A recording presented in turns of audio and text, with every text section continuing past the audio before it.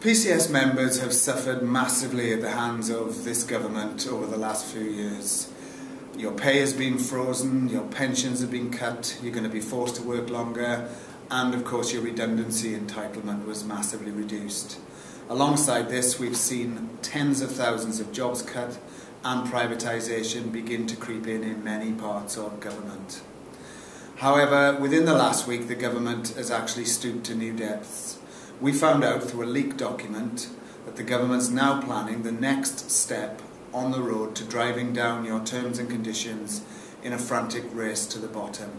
The government intend to review all civil service terms and conditions, annual leave, privileged leave, flexi leave for example, sick absence, a whole raft of policies that we've negotiated over the years are now to be reviewed.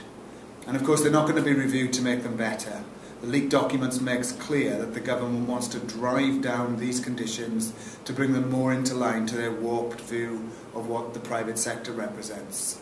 We understand that what it's about is racing to the bottom in order to save money and potentially make it even easier to privatise huge chunks of the civil service in the periods ahead.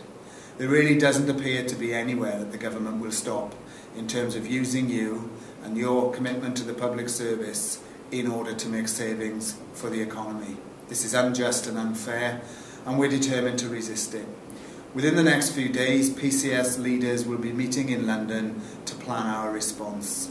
That is bound to include asking members to contact their MPs, hold protest meetings, and indicate to the government very loudly and very clearly that we are not going to stand by while they rip up your terms and conditions, many of which we've had for years, that actually are very important to us.